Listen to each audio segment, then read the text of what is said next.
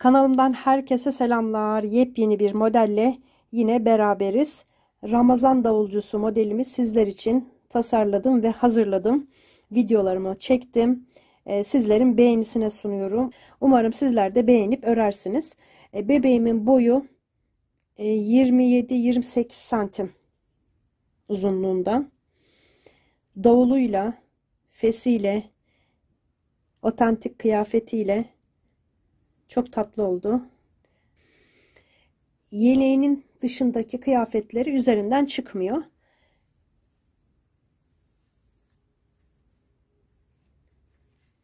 şekilde fesi de sabit yaptım arkadaşlar. Bıyıkları bölümler halinde anlatacağım. Bu bölümde bebeğimin ayak, bacak ve pantolon yapımını anlatacağım. Çünkü pantolonu önce giydireceğiz, sonra gövdeye devam edeceğiz. O yüzden ayak, bacak ve pantolon yapımını bu videoda göstereceğim. Sonra sırasıyla diğer bölümlerini paylaşacağım sizinle. Şimdi yapımına geçmeden önce sizden kanalıma abone olmanızı, abone değilseniz tabii ki abone olmanızı, yorum ve beğeni yaparak da destek olmanızı bekliyorum. Herkese kolay gelsin. Hangi ipleri kullandım onlara bir bakalım arkadaşlar. Ten rengi olarak yine her zaman kullandığım Alize Cotton Gold 401 numaralı ipi kullandım. Taba rengi olarak hepsi Alize Cotton Gold arkadaşlar. 36 numara.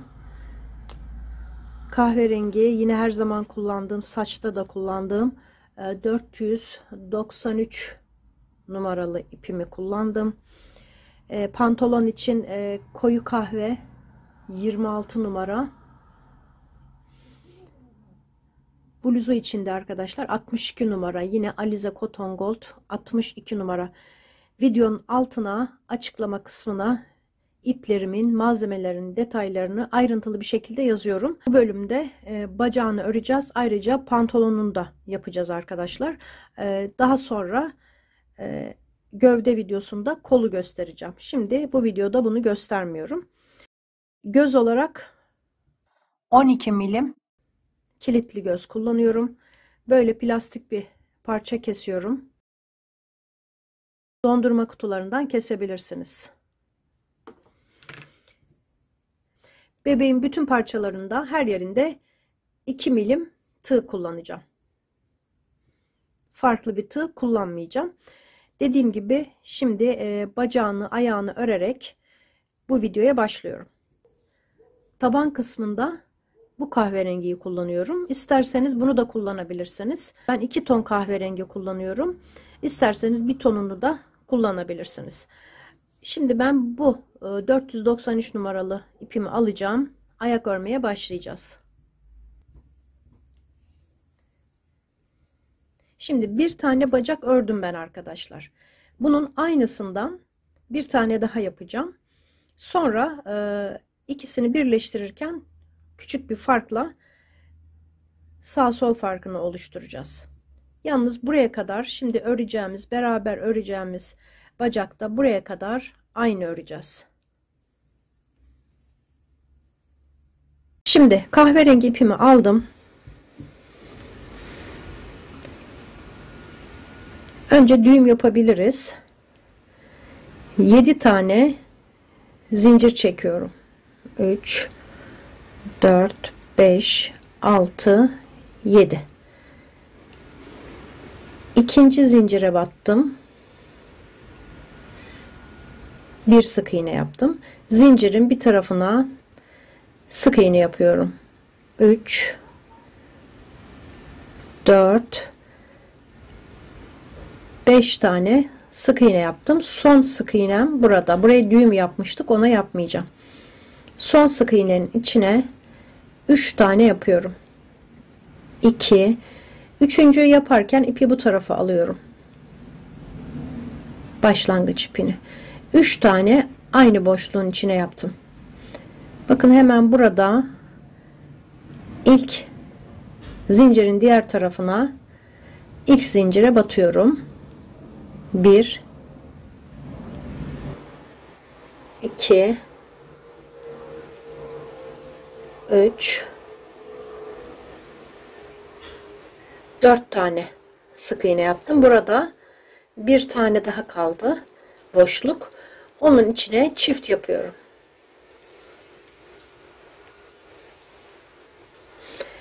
Şimdi şöyle ipi kestim. Buraya işaret olarak yerleştiriyorum. İşareti dikkat edin arkadaşlar. Farklı yürüttüğünüz zaman modelimiz farklı olabilir. Farklı sonuçlar çıkabilir. Şimdi çift yaptıktan sonra buraya ipimi yerleştirdim. Artık sıra başımız burası olacak. Şimdi ilk sık iğnemi buraya yapıyorum. Bir tane daha yapıyorum yanına. Çift yaptım. İlk boşluğun içine. Sonra devam ediyorum. Tek tek sık iğnelerin üzerine batarak 4 tane örüyorum. 3 4. Bakın burada aynı yere 3 tane yapmıştık. O kısma geldim. Her bir sık iğnenin içine çift yapacağım. Birinci,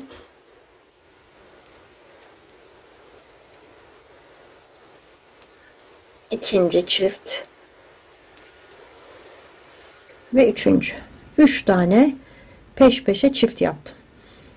Diğer tarafa döndüm. 1 2 3 4 tane sık iğne yaptım. Burada 2 tane sık iğnem kaldı. Her birine çift yapıyorum.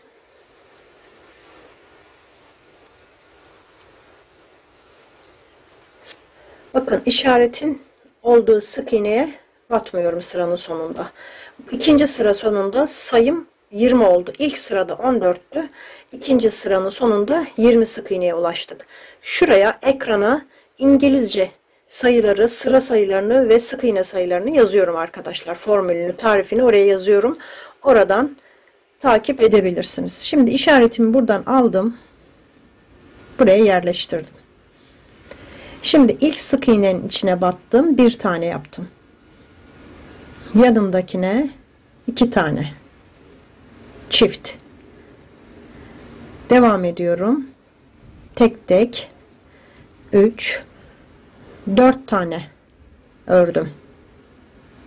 Şimdi burada bir tek bir çift, bir tek bir çift, bir tek bir çift, 3 kere bir tek bir çift yaptım. Devam ediyorum. Buradan tek tek 2 3 4 tane sık iğne yaptım. Yine bir tek bir çift, bir tek bir çift, 2 kere bir tek bir çift yaptım. Sayım 26 sık iğneye çıktı. İşaretimi sıra başına yerleştirdim. Şimdi buradan itibaren yine arttırma yapacağım. Bu sırada da 2 tane ördüm. Tek tek, sonra çift yaptım. 2 tek bir çift. Sonrasında devam ediyorum. 3 4 tane ördüm. Tekrar 2 tane örüyorum. 4 tane burada kalıyor arkadaşlar. Formül şeklinde olması için o şekilde söylüyorum. 4 tane ördüm. Sonra 2 ördüm. Bir tane çift yaptım. Tekrar 2 tane ördüm. Sıradakine çift. 1 2 tane ördüm. Sıradaki sık iğneye çift yaptım. 3 tane 2 tek bir çift yapmış oldum. Şimdi tek tek örüyorum. 4 tane tek tek ördüm. Sonra 1 2 tane örüyorum. Çift yapıyorum sıradakine. 2 tek, bir çift. 1, 2 tek, bir çift. Sıramı tamamladım. Sayım 32 sık iğneye çıktı. Şimdi burada renk geçişi yapacağım. Taba rengi ipimi aldım. Buradan son sık iğnenin dibine tığımı geçirdim. İpimi de böyle aldım. Şimdi kahverengi ipi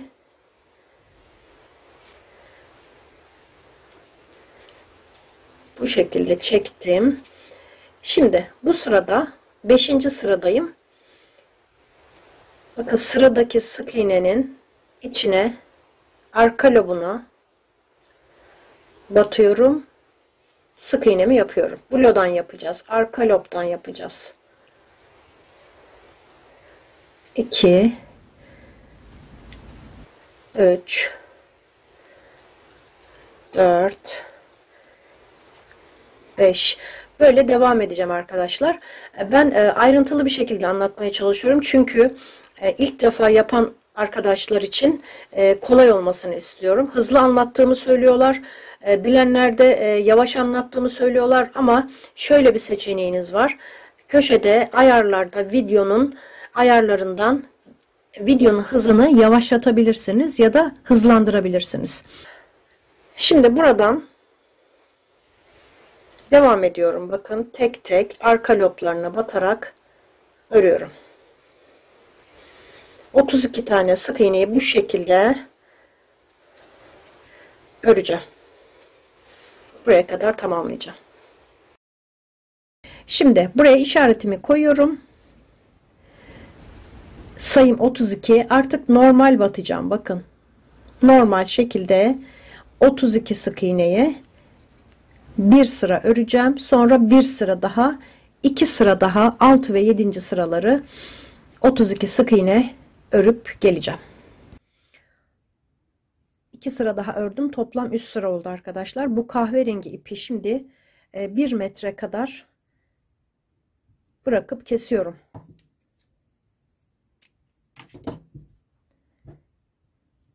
Sonra şurada bakın işareti çıkarayım. Taba rengi ipi eklemiştik. Onunla düğüm atıyorum buraya. Sıkı bir şekilde düğümledim. Şimdi bu kahverengi ipi şuradan bakın. Buradan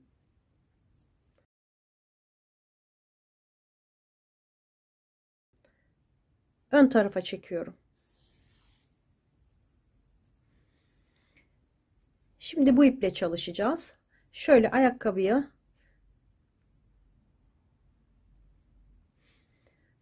şöyle aşağı doğru çevirdim.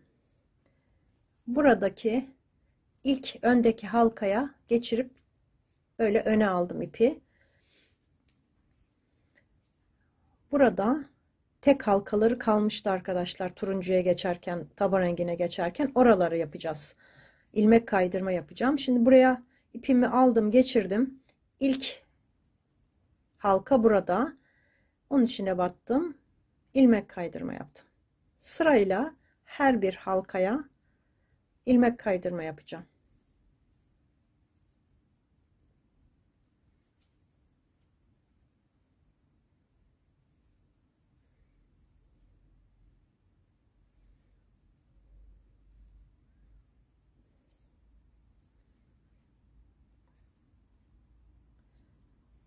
Böyle buraya kadar tamamlayacağım. Şimdi şurada ilk ipi geçirdiğim, yukarı çektiğim halkaya da batıyorum. Şöyle ilmek kaydırma yapıyorum. İpimi şöyle çektim bu tarafa. İlk ilmek kaydırmanın içine şöyle tığımı geçirdim. Bu ipi bu tarafa çektim. Bakın son ilmek kaydırmamız şu. Bakın ipi bu tarafa aldık. Şimdi onun içine Bakın şu ilmek kaydırma, ilk ilmek son ilmek kaydırma. Onun içine tığımı arkadan geçiriyorum. İpi arkaya çekiyorum. Bakın şöyle ipi sıkıştırınca burada gayet güzel bir görüntü oluyor. Ek olduğu, düğüm olduğu belli olmuyor. Şimdi bu ipi iç tarafa çekeceğim. Ve buradaki turuncu iple düğümleyeceğim. Şimdi bu aşamada tabana göre böyle plastik parça kesin demiştim. Şimdi bu aşamada kesmeniz önemli. Çünkü tabana göre olması lazım. Ölçü olarak da arkadaşlar böyle çizeceksiniz. Daha sonra bu çizdiğiniz biraz geniş olacak. Bu tam kahverenginin etrafında olacağı için daha sonra küçültmeniz gerekecek. Şöyle kenarlarda bu ilmek kaydırmalar kalacak şekilde küçültün. Daha sonra tabana güzelce yerleştiriyorum. Tam tabanı kaplayacak şekilde. Dar ve geniş olmasa güzel olur arkadaşlar. Tam ölçü daha düzgün olmasını sağlar. Şimdi eksiltmelere başlayacağım bu sırada. 3 sıra toplam 3 sıra 32 sık iğne yapmış olduk. Şimdi bu sırada 2 tane örüyorum. Eksiltme yapıyorum. Bakın eksiltmelerimizi ön halkalarından sık iğnelerin ön halkalarına tığımı geçirip böyle çekiyorum ve topluyorum. Tekrar gösteriyorum. 2 tane ördüm. Yine ön halkalarına batıp böyle topluyorum. 2 ör 1 eksilt, 2 ör 1 eksilt. 2 kere yaptık. Şimdi bir tane örüyorum. Bir tane eksiltiyorum. Bir ör bir eksilti 5 kere yapacağım. Bir ör bir eksilt. Bir ör bir eksilt. 3 oldu. Bir ör bir eksilt. Bir ör bir eksilt. 5 kere bir ör bir eksilt yaptım. Şimdi 2 tane örüyorum. Eksiltiyorum. 2 ör 1 eksilt. Bir daha 2 ör 1 eksilt. 2 kere 2 ör 1 eksilt yaptım. Sonda bir tane sık iğnem kaldı bakın. Onu da yaptım. Sıramı tamamladım. Sayım 23 sık iğneye düştü. 9 tane eksiltme yapmıştık. Şimdi 9. sıradayım. 1 2 3 tane ördüm. 3 tane ördükten sonra arkadaşlar bu burada kalıyor. Bir tane örüyorum. Eksiltiyorum.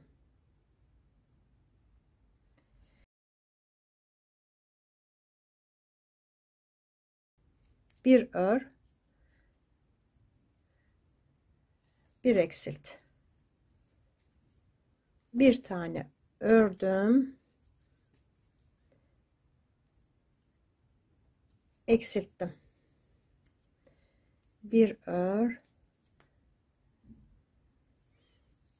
Bir eksilt. Bir ör. Bir eksilt. 5 defa bir ördüm, bir eksilttim. Kalan 5 sık iğnemi örüyorum. 4 ve 5. Sayım 18 sık iğneye düştü. 5 tane eksilttim. 10. sıradayım. 10. sırada bir ördüm. Bir tane daha örüyorum. 2 tane tek tek ördüm. Şimdi bir örüyorum. 2 burada kalıyor. Sonra bir ör, bir eksilt. Bir ör, bir eksilt.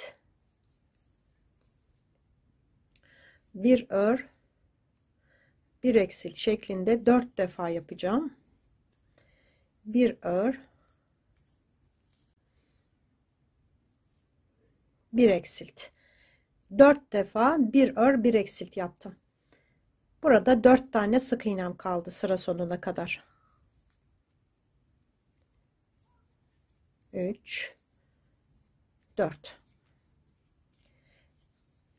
Sayım 14 sık iğneye düştü arkadaşlar. İşaretimi çıkarıyorum. Bu aşamada elyaf yerleştirelim. Amigurumi için olmazsa olmaz elyafımız var tabii ki.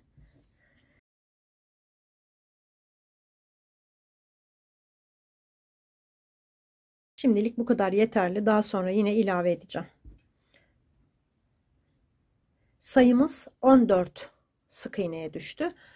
Şimdi dümdüz 14 sık iğneyi 2 sıra öreceğim.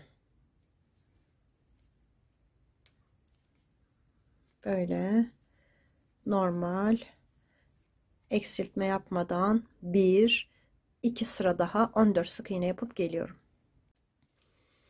2 sıra ördüm arkadaşlar. 14 sık iğne işaretimi çıkarıyorum artık. Şimdi ten rengine geçeceğim.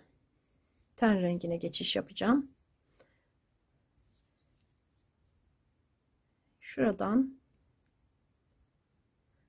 tığımı geçirdim. Son ilmeğin arasından. İpimi böyle çektim. Şimdi arka loblarına batacağız yine. Blosuna batacağız. Böyle ikisine birden değil. Aşağıda yaptığımız gibi orada da burada da arka loblarına batacağız.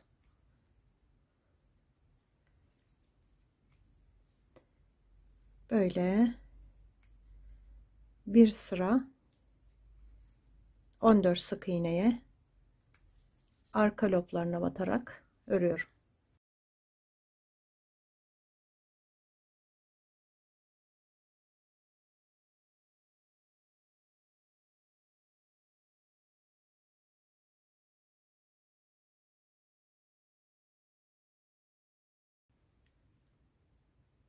Bir tane daha var. Şunu çekiyorum arkadaşlar. Bu iki ipi birazdan düğümleyeceğim. Bakın son sık iğnem bu. Ona da battım. Şimdi burada iki ipi şöyle sıkıştırıp düğümlüyorum. Taba rengi ipi aynı bu aşağıda yaptığımız gibi bilekte böyle süsleme yapacağım. O yüzden buradan bakın tığımı geçirip taba rengi ipi ön tarafa alacağım. Yine 1 metre kadar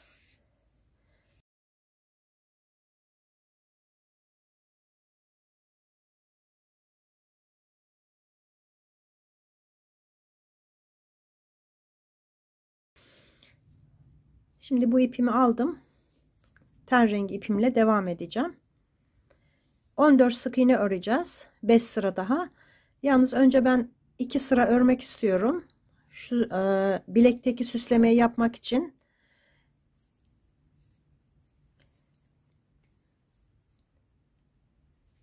Böyle dümdüz batarak arkadaşlar normal bir şekilde bir sıra sonra bir sıra daha 2 sıra daha örüp geleceğim. 2 sıra daha 14 sık iğne yaptım. Şimdi bunu burada bırakıyorum. İşaretimi de çıkarayım. Bu taba rengi ipimi alıyorum.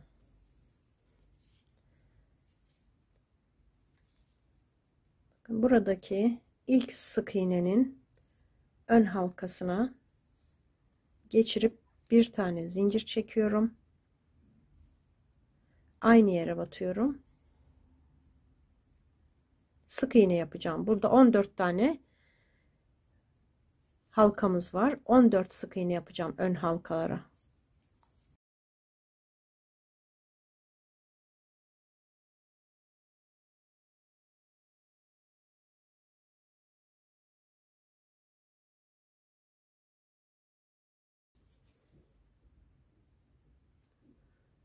13.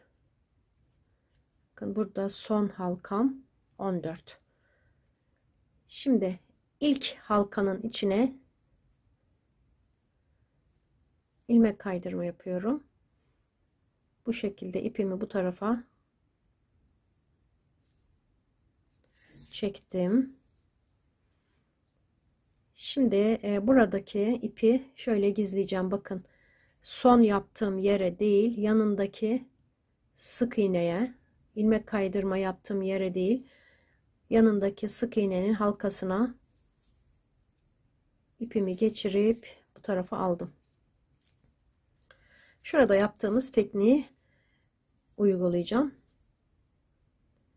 Bakın buraya geçirdik. Son sık iğnemiz burası.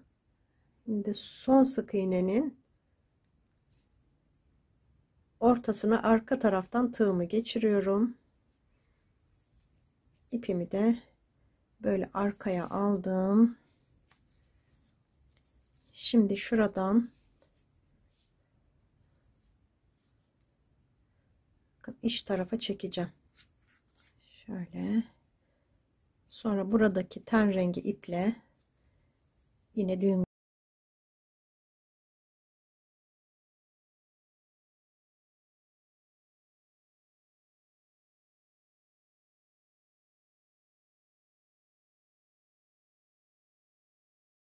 Bakın elyaf doldurdum. Sıkı bir şekilde. Çünkü tel yerleştirmiyoruz bacağa. Elyafı sıkıca dolduralım. Şimdi 14 sık iğneyi 2 sıra daha örmüştüm. Toplam ten rengiyle 3 sıra oldu. Buradan baktığınız zaman toplam 3 sıra. Şimdi 2 sıra daha öreceğim. 14 sık iğneyi dümdüz yine hiçbir işlem yapmadan 2 sıra daha örüp geliyorum. 2 sıra 14 sık iğne yaptım. Şimdi buradan ilk sık iğnenin içine çift yaparak bu sıraya başlıyorum. Devamında tek tek öreceğim. 13 tane sık iğne öreceğim. 3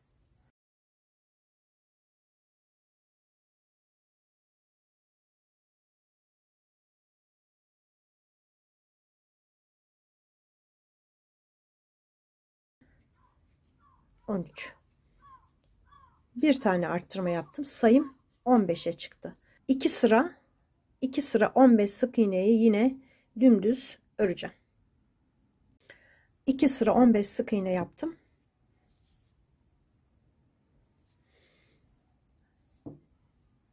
Bu sırada bir tane örüyorum. Yanındakine çift yapıyorum. Bir tek bir çift. Kalan 13 sık iğnemi yine öreceğim.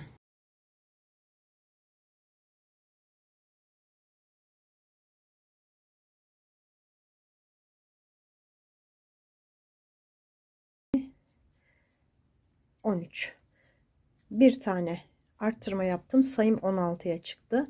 Şimdi yine 2 sıra 16 sık iğne yapacağım. Dümdüz 2 sıra öreceğiz. 2 sıra dümdüz ördüm. Şimdi bu aşamada sıkıca elyaf yerleştirelim.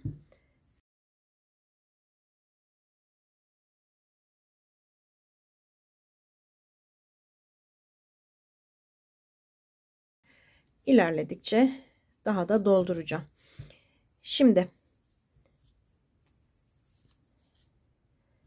sırama döndüm.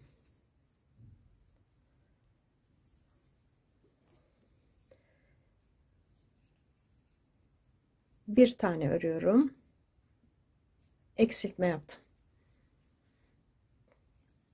Devamında yine 13 tane sık iğnemi örüyorum.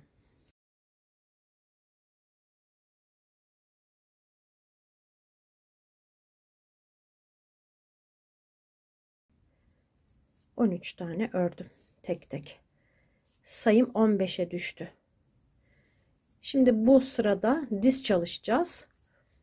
İlk 2 sık iğneyi, bakın ilk 2 sık iğneyi, sıranın 2 sık iğnesini birlikte alarak eksiltiyorum. Eksiltme ile başladım sırama. Sonra bir tane örüyorum. Yine eksiltiyorum. Bir ör, bir eksilt yaptım. Eksilttim, bir ördüm, bir eksilttim. Şimdi 4 tane öreceğim. 1 2 3 4 3 tane ördüm arkadaşlar. Şöyle söyleyeyim bir daha. Eksilttim, bir tane ördüm. Eksilttim, 3 tane ördüm. Bu 3 taneyi tam eksiltip azaltabilirsiniz. Ya 3 örebilirim. Ben 3 tane ördüm arkadaşlar eksilttikten sonra. Diz çalışması için 3 tane çift yapacağım. Bu 3 çiftin tam ortaya gelmesi gerekiyor. Ayağın tam ön tarafına gelmesi gerekiyor. Ona dikkat edin. Bu sayıyla bu sayıyı değiştirebilirsiniz. 3 yapabilirsiniz, 4 yapabilirsiniz. Önemli olan diz kısmının ön tarafa gelmesi, arttırmaların. Ben 3 tane ördüm. Çift yaptım sıradakine. Yanındakine yine 3 tane peş peşe çift yapıyorum.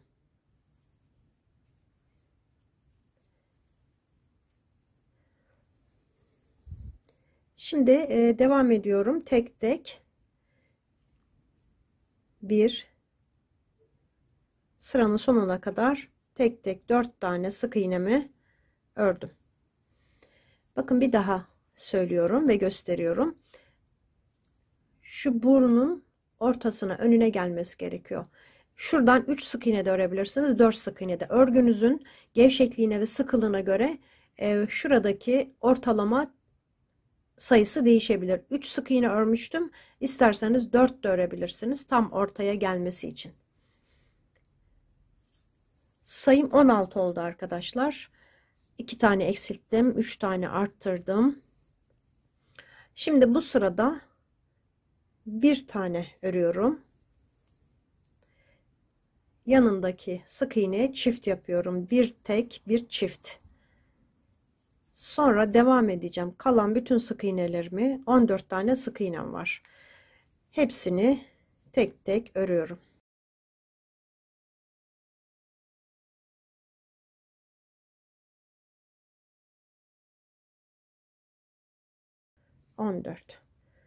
Sayım 17 sık iğneye çıktı. Şimdi bakın 17 sık iğneyi böyle dümdüz 11 sıra dümdüz öreceğim.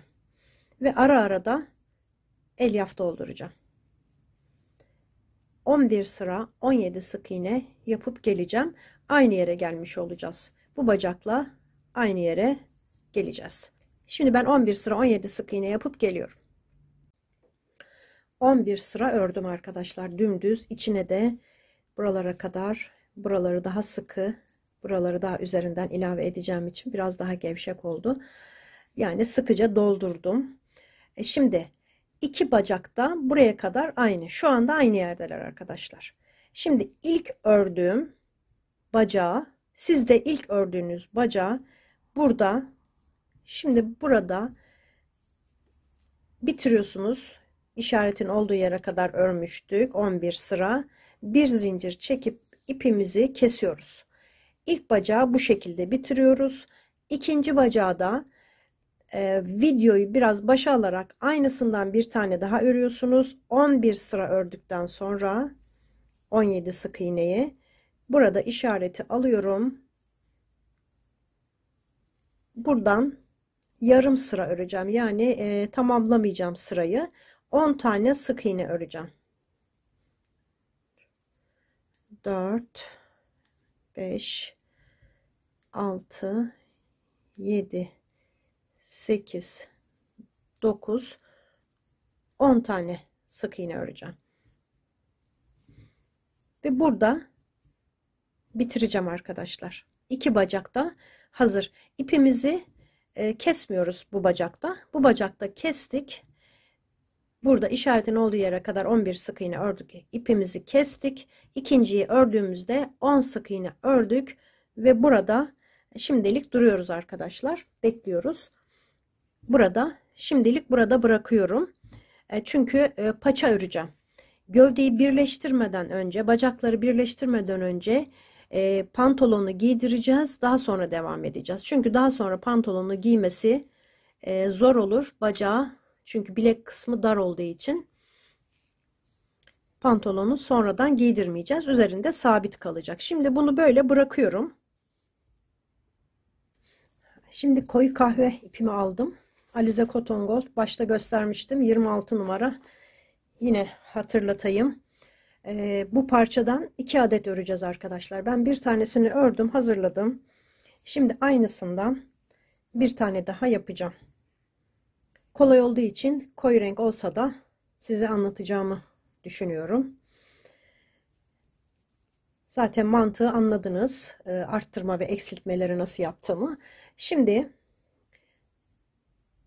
zincir çekeceğim. Şöyle çekiyorum arkadaşlar. Şuraya tutuyorum.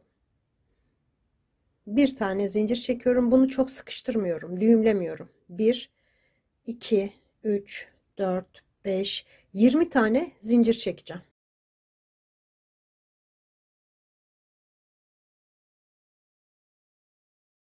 Şimdi şöyle zincirin iki ucunu birleştireceğim.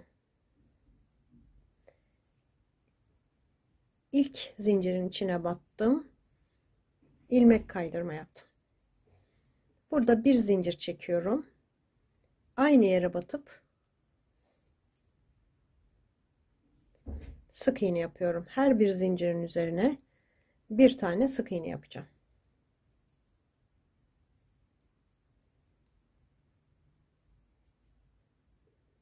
Yirmi tane böyle 20 tane sık iğne yapacağım. Zincirin üzerine batarak buraya kadar, son zincire kadar yapacağım. Bakın 19 tane ördüm. Son zincirde burada sayarsak bu sırada eksik olmamış olur arkadaşlar. Şimdi buraya işaret ipi koyuyorum. Spiral şekilde öreceğiz. İlk sırada ilmek kaydırma ile birleştirip bir zincir çektim ama burada artık spiral öreceğiz. Bakın ilk sık iğnemiz burada. Ona batıyorum. Şu ipi de yukarı aldım. Ona battım. Sık iğne yaptım. Şimdi bir oldu. Bunu birkaç sık iğne götüreyim arkadaşlar. Keseceğim. Arkadaki ipi, başlangıç ipini. Bu şekilde 20 sık iğneyi 2 sıra daha öreceğim. Buraya geleceğim. Spiral şekilde son sık iğnem buraya, sonra bir sıra daha öreceğim. Umarım görünüyordur arkadaşlar.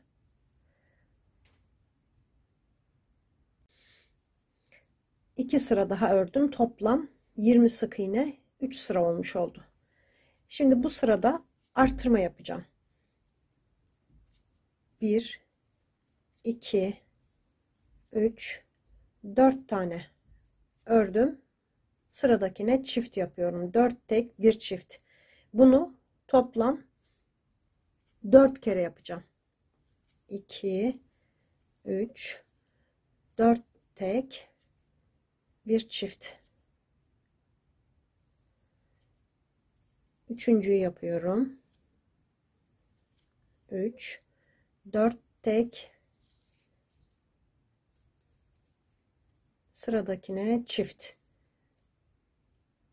Bir kere daha. 1 2 3 4 tek.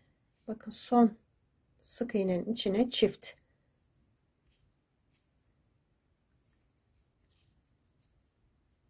Dört tane arttırma yaptım. Sayım 24 sık iğneye çıktı. Şimdi bu sırada 2 tane öreceğim. Sonra çift yapacağım. 2 tek, bir çift. Bakın 2 tek, bir çift. Bunu 8 defa yapacağım. 2 tek, bir çifti. Bakın 2 tane örüyorum. Sıradakine çift yapıyorum. 2 tane yaptım ben. 2 ör 1 arttır, 2 ör 1 arttır. Bundan 6 kere daha yapacağım. Toplam 8 kere arttırma yapmış olacağım. 8 defa 2 tek 1 çift yaptım. Arttırmalarımı tamamladım. Sayım 32 sık iğneye çıktı. Şimdi 32 sık iğneyi dümdüz öreceğiz arkadaşlar. Arttırma yapmadan bundan sonra 22 sıra daha, 22 sıra daha, bakın burada, şurada arttırmam bitti. Dümdüz 22 sıra öreceğim. Bebeğimin bacağına giydirip ölçebilirim arkadaşlar. Siz de öyle yapın. Biraz uzun olsun istiyorum. Bakın.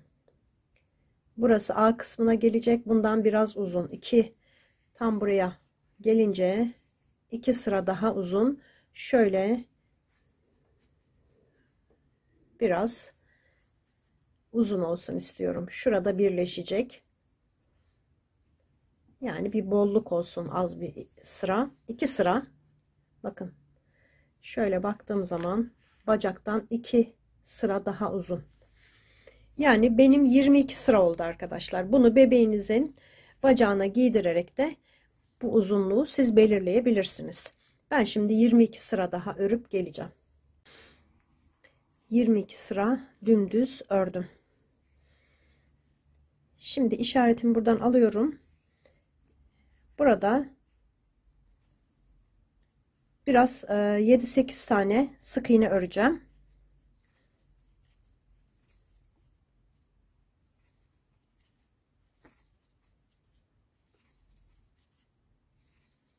Sekiz tane ördüm. Bu fazlalığı sadece bu paçada yapıyorum. Diğerini buraya kadar ördüm. İşaretimin olduğu yere kadar 22 sıra. Sonra ipimi kestim. İkinci ördüğüm paçada 8 sık iğne daha ördüm. Bunu neden yaptım arkadaşlar? Şuradaki birleştirme yeri arkaya gelsin diye. Burası arkası olacak pantolonumuzun. Şimdi diğer paçayı aldım. Diğer paçanın bitiş noktasının hemen yanına sıradaki sık iğneye batıyorum.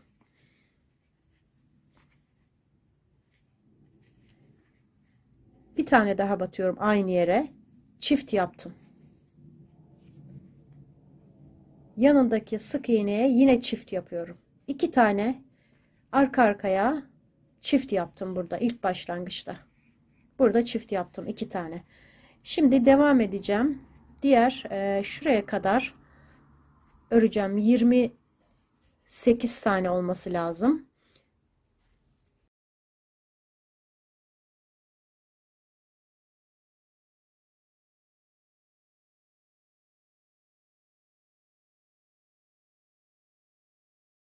Hadi. 28 tane ördüm. Burada 2 tane boşluğum kaldı. Yine ikisine de çift yapacağım. Bir tane çift yaptım. Yanındakine yine çift yapıyorum. Şimdi diğer paçaya geçiyorum. Diğer paçanın hemen sıradaki sık iğnesine batıp buraya da çift yapacağım. 2 tane arka arkaya. Birinci çift, ikinci. Yine 28 tane diğer tarafa kadar örüyorum.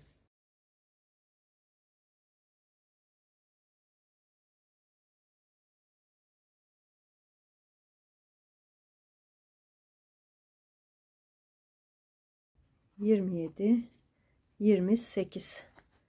28 tane ördüm. Bakın burada bu paçada yine 2 tane sık iğnem var.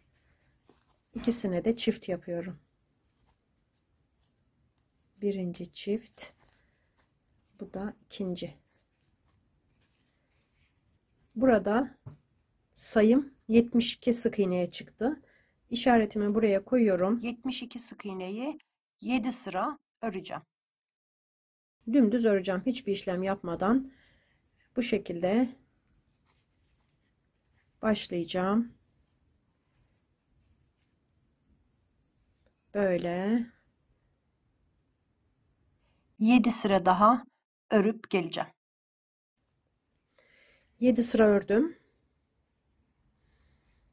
Şimdi bu sırada eksiltme yapacağım.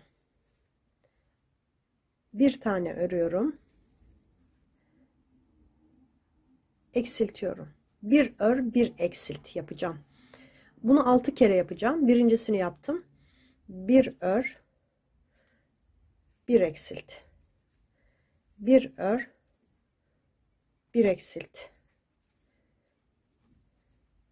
1 2 3 oldu. Bir tane örüyorum, eksiltiyorum, 4 oldu. Bir ör bir eksilt, 5, bir ör bir eksilt, 6. 6 kere bir ör bir eksilt yaptım. Bundan sonra 18 defa arka arkaya eksilteceğiz. Bunlar burada kalıyor. 18 tane. Şimdi peş peşe eksiltme yapacağım. 1 2 3 4 5 devam edeceğim. 6 18 tane eksiltme yapacağım. 18 tane arka arkaya eksiltme yaptım. Şimdi buradan sıra sonuna kadar yine şöyle eksilteceğiz. 18 eksiltmeden sonra eksilt bir sık iğne, eksilt bir sık iğne, eksilt bir sık iğne. Yine 6 defa eksilt bir sık iğne yapacağım. Eksilt bir sık iğne, eksilt bir sık iğne. Son kez eksiltiyorum. Bir tane sık iğne yaptım. Sayım 42 sık iğneye düştü. Şimdi bir sıra, bunu toparlamak amaçlı arkadaşlar, bir sıra 42 sık iğne dümdüz öreceğim. Böyle bir sıra örüp geliyorum. Bir sıra ördüm. Şimdi burada bir tane zincir çekip ipimi kesiyorum. Pantolonumuz bitti. İşaretim burada kalsın arkadaşlar. Arka olduğu belli olsun. Şöyle. Burası pantolonumuzun arkası. Şimdi pantolonumu böyle kıvırıyorum biraz. Çünkü bacakları geçireceğim. Şöyle aşağıya doğru sıyıralım bel kısmını.